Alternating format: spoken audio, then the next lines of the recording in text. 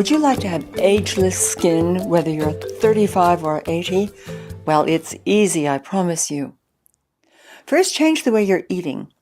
From a diet of packaged convenience foods to pesticide-free, whole organic foods that are unprocessed. Next, never use canned fruits in any recipe that needs sweetening. Instead, go for fresh top-quality stevias. Then, use organic spices and herbs to create great flavors for all your dishes.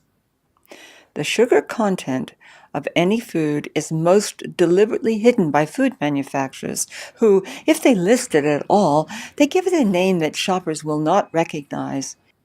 So it's essential that you be very cautious when looking for alternatives to sugar itself. These fall into three main categories. First, there are the artificial sweeteners, which you must avoid like the plague if you value your skin and your health. Then there are the sugar alcohols. And then there are the so-called natural sweeteners. Okay, here's what you need to remember about them all.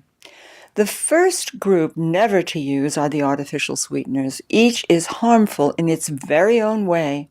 These include aspartame, which is the worst of the lot. You'll find it in Equal and NutraSweet, as well as hidden in all sorts of packaged foods and sugar-free gums and stuff like that. Then there's sucralose. It's also nasty. It's the main ingredient in Splenda. And of course, there's good old saccharin, which you can find in Sweet and Low, as well as so many other things, and it won't even be named. There is much evidence to back up how dangerous these artificial sweeteners are. Please avoid all of them forever if you care about your skin and your health. The second group of sugar alternatives are the sugar alcohols, and they all have OL in their name, such as like xylitol and sorbitol and mannitol and glycerol and lactitol. These sugar alcohols can spike your blood sugar, so beware. Just because some product label says sugar-free on it, this is not necessarily the truth, nor can you be sure that it's calorie-free. Probably the safest of the lot is xylitol, but only if you use it occasionally and sparingly. By the way, xylitol is deadly for your cats and your dogs. I mean deadly. The third group of sugar substitutes is often referred to as natural sweeteners. This is a misnomer, if I ever have heard one. Take agave syrup and agave nectar, which are even worse than the dreadful high fructose corn syrup. It's absurd to refer to these products as natural, despite all of the advertising hype that tries to make you think that they are. Higher in sugar content than almost any other sweetener on the market, agave has virtually no nutritional value.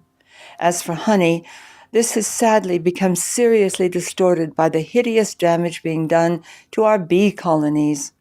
So you want to avoid honey as well, unless you gather it from your own hives. So what are your safest choices? Well, stevia is number one on the list. This is an exotic herb which grows in subtropical areas of South America. And this plant's been used to sweeten herbal drinks since pre-Columbian times. I tell you, it's a godsend for enhancing health and reducing your sugar intake. It's great for sweetening drinks and baking dishes, but make sure you use only the best. All sorts of so-called stevias like Truvia and Purvia continue to be promoted by multinational corporations. They call themselves all natural sweeteners. In reality, these products have been manufactured only from, quote, certain active ingredients, unquote, in the stevia plant, not from the whole plant. As a result, they are distortions of the real thing. Don't use them. Another good natural sweetener is lo han guo, which comes from a Chinese fruit. It's a bit more expensive than stevia, but it's very good. Sugar of any kind is a killer, both in terms of your health and your looks. Make these changes now, and in as little as 3 weeks, you will be amazed at how much better your skin looks and how much better you feel all round. You may be surprised that after a month or two, you find that you no longer even want sugar once your body has quite naturally eliminated its sugar cravings.